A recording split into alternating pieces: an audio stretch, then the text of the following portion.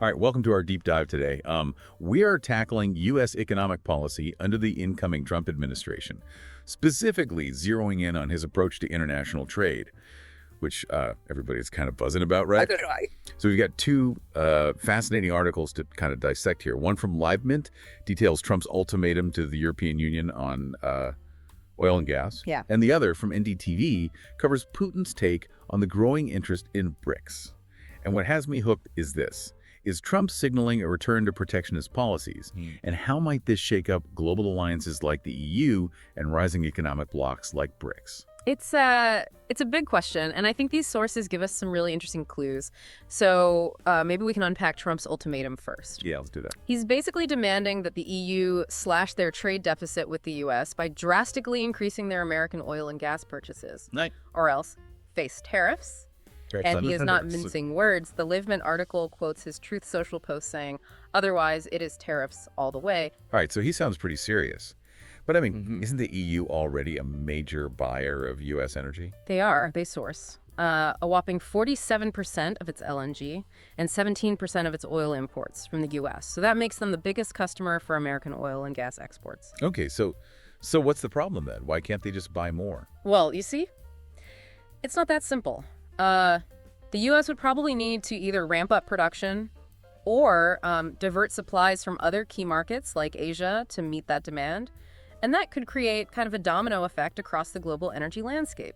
Plus, most European energy companies are private, which means their governments can't just dictate who they buy from. That's true. So even if the EU wanted to meet Trump's demands, they may not be able to force their companies to change their buying habits overnight. Right. Right. How's the EU responding to all this pressure? Well, they're treading cautiously, signaling a desire to, avoid a trade war. And they are open to exploring ways to strengthen the energy partnership with the U.S. But how they'll navigate this without jeopardizing their own interests remains to be seen. And this kind of brings up an important question. Could Trump's demands, even if unintended, accelerate the EU's shift towards renewable energy and kind of lessen their reliance on U.S. fossil fuels over time? Oh, that's a good point. I didn't think about that. That's interesting. So this standoff could have some unintended consequences, and not just for the U.S. and the EU. Which brings us to the other side of this equation, BRICS. So the NDTV article highlights Putin's kind of optimistic outlook on the bloc, suggesting it's gaining traction, attracting interest from countries all over the world. Yeah, and what I find really interesting is Putin's emphasis on BRICS' commitment to development and ensuring equal footing for all member states, regardless of their economic size or power. And that's a very stark contrast to, say, Trump's approach, which feels much more transactional, where trade deficits and tariffs really dominate the conversation. Yeah, it's a striking difference. So do you think Trump's aggressive trade tactics could kind of inadvertently push more countries towards BRICS, potentially shifting the balance of global economic power? I mean, it's a possibility. If countries start to perceive the U.S. as kind of a bully on trade, they may seek alternative partnerships where their interests are better aligned.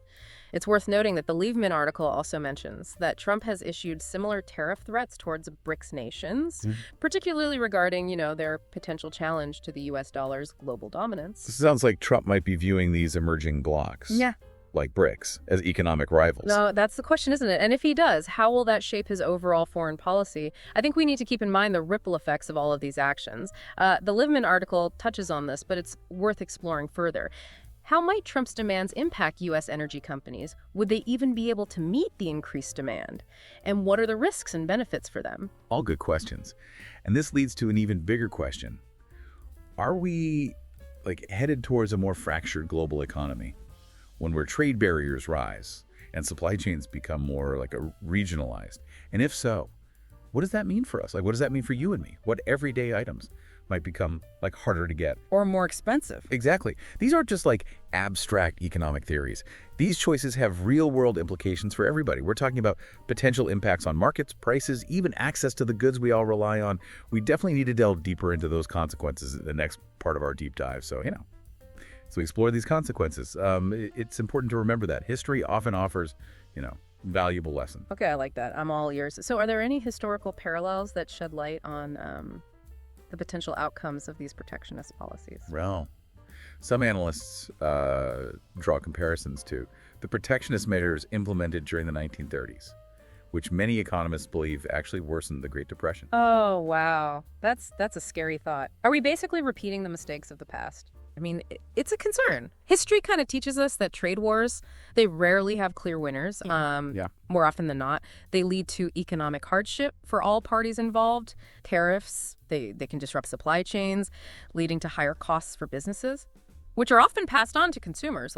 Yeah. So instead of like make America great again, it might be make everything more expensive again. Right. It raises a question for you, though. Is there a path forward that doesn't involve these aggressive trade tactics? Is there a way to kind of navigate these complex trade relationships without resorting to tariffs and ultimatums? Yeah, that's a good question. I mean, if history shows that protectionism isn't really the answer, what are the alternatives? Well, many experts advocate for a more collaborative approach, one that emphasizes dialogue, negotiation, and finding, common ground.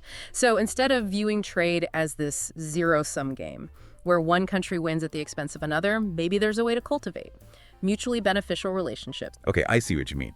But is that really realistic in today's world? It just seems like everyone's so focused on their own interests. Well, it definitely requires a shift in mindset, a willingness to compromise, and recognize that the global economy is interconnected. What affects one nation often has ripple effects across the globe. Yeah, that's true.